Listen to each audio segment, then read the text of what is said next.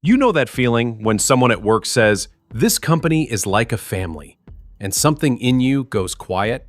Not because you don't want to believe it, but because some part of you, a part you can't quite name, already knows better. You don't know where that part came from, you just know it's been there a long time. Here's what nobody tells you about loyal employees. They call you a model worker. You're actually the most financially exposed person in the building. They call you a culture carrier. You're actually someone whose salary, tenure, and institutional memory have quietly become line items in a restructuring spreadsheet. They call you irreplaceable, right up until the Tuesday morning when they replace you. And the quarterly numbers improve, briefly, and someone gets a bonus for finding the savings. You're not naive for having stayed. You're someone who took the contract seriously. The problem was never you. Here's the thing. There's a reason loyal employees get laid off first. And it has nothing to do with performance, nothing to do with attitude, nothing to do with how hard you worked or how much you gave. It's a math problem. Every year you stayed, your salary grew. Your benefits compounded. Your vacation accrued. You became, in the language of the spreadsheet, expensive. Not because you demanded too much, because you stayed long enough to earn what you were promised. There's a name for this pattern. Organizational researchers call it the loyalty penalty, the documented tendency for long tenure employees to be disproportionately targeted when companies restructure. And the mechanism is almost insultingly simple once you see it. The most committed employees are also the most costly ones.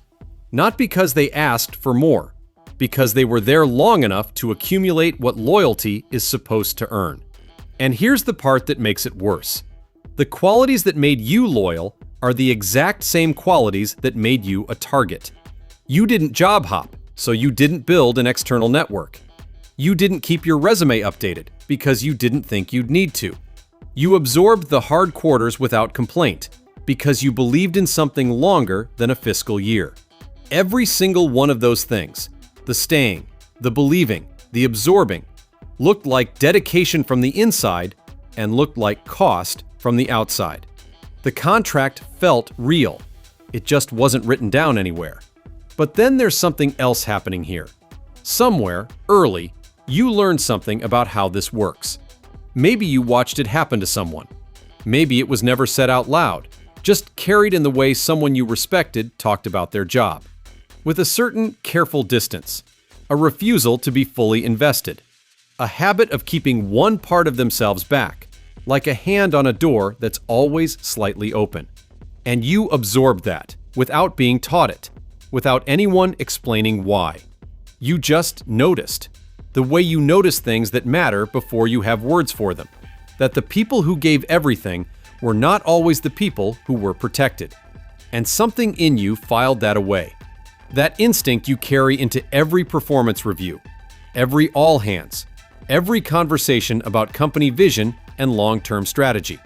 The part of you that nods and contributes, but keeps one eye on the exit.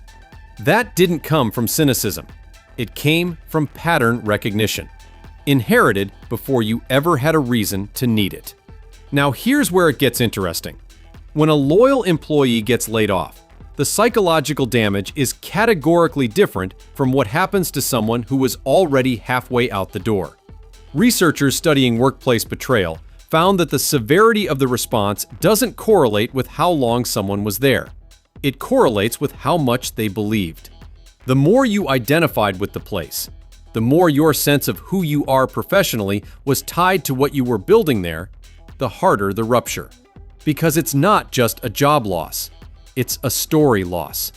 The story that said, I am someone who commits, who shows up, who doesn't leave when things get hard. That story requires a world where commitment is recognized. And when the world reveals that it wasn't, that the commitment was accepted but never truly honored, the story doesn't just end. It rewrites everything that came before it. The late nights stop feeling like dedication. They start feeling like something that was taken. The years stop feeling like investment.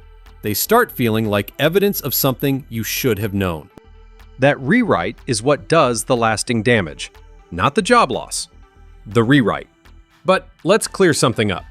There is a version of this that companies tell, and it is very clean and very consistent. Layoffs are business decisions, not personal ones.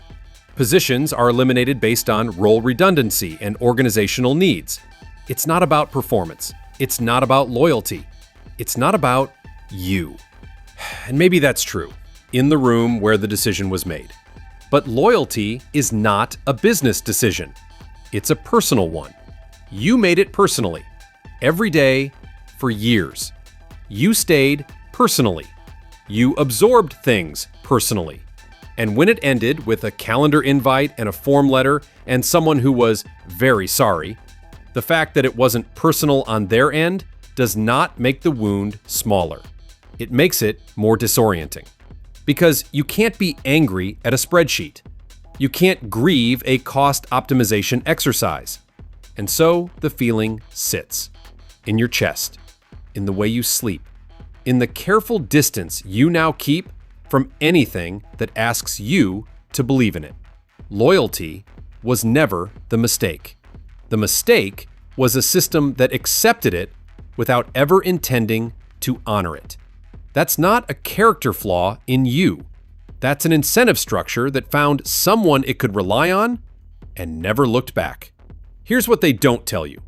The distance you carry now, the one that makes you hesitate before you fully commit, before you answer the email at 11 p.m., before you let yourself believe in something again.